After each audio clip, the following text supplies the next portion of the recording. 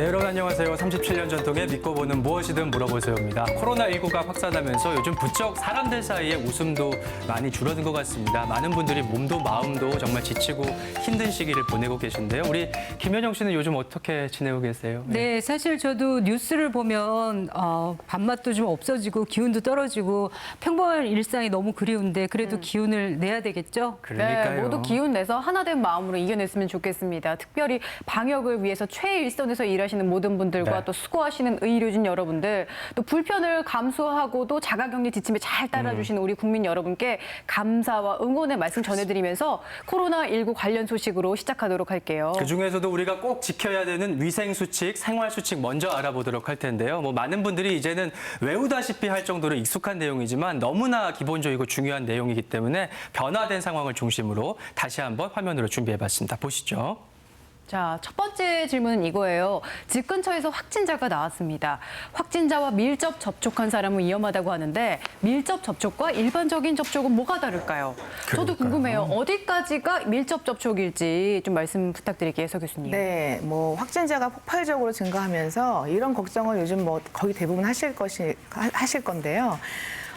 뭐 그렇다고 해서 이 확진자가 바로 우리 옆 동네에 산다든지 아니면 확진자가 뭐 걸어갔던 길이나 뭐 버스 정류장에 나도 자주 다닌다든지 뭐 이 정도 가지고 너무 걱정하실 필요는 없는데 이 메르스 사태 때 보면은 그 밀접 접촉자와 일상 접촉자를 2m라는 그 거리를 기준으로 나누어서 이렇게 분류를 했었는데 네. 이번에는 이 역학조사관의 어떤 재량에 따라서 명확한 구분은 없고 2월 4일부터 그러니까 일괄적으로 그냥 접촉자라는 단어를 써서 접촉을 했다고 판정이 되면 이제 자가격리를 지금 하고 있는 상태이고요. 네.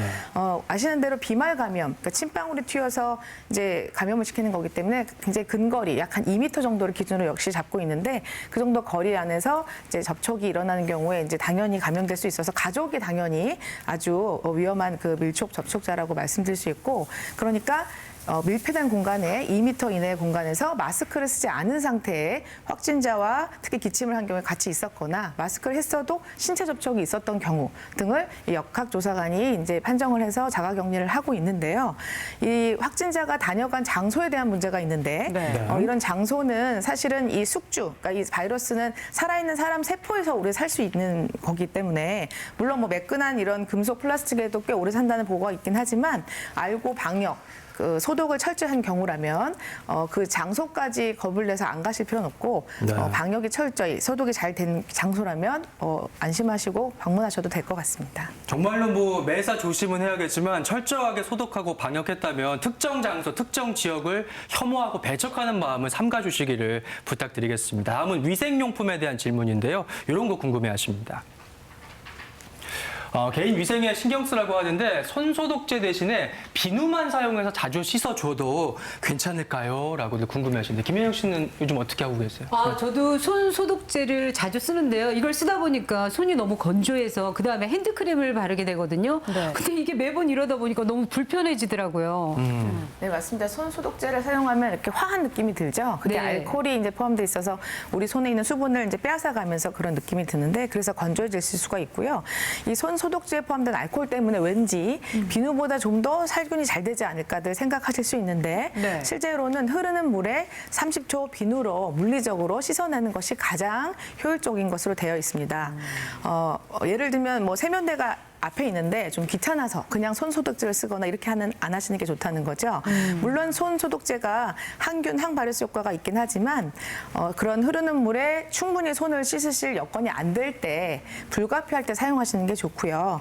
또 작년에 나온 연구 결과들을 보면은 거듭 강조하지만 비말 감염, 침이나 이런 그 액체에 섞인 바이러스가 감염을 시키는 건데 침도 있지만 가래에도 바이러스가 섞여 있을 수 있겠죠. 근데 가래는 굉장히 점액질이 있잖아요. 끈적끈적거리는데 이 점액질이 바이러스를 보호하는 효과가 있을 수가 있어서 이 손 소독제에 들어있는 알코올이 바이러스의 침투에서 효과를 나타나는데 좀 더 시간이 오래 걸리고 따라서 효과가 좀 떨어질 수 있겠다라는 연구 결과들이 보고된 바가 있기 때문에 거듭 강조하지만 가능한 흐르는 물에 비누로 씻어내시는 게 가장 좋고 여의치 않을 때 손 소독제를 사용하시는 것이 좋을 것 같습니다. 네. 네, 그리고 중요한 거는 가능한 외출한 후에나 사람 많은 곳에 다녀온 후에는 자주자주 손을 씻어주는 게 또 그럼요. 중요하다는 말씀 드리고 싶고요. 다음 다음 질문 계속해서 보도록 하겠습니다.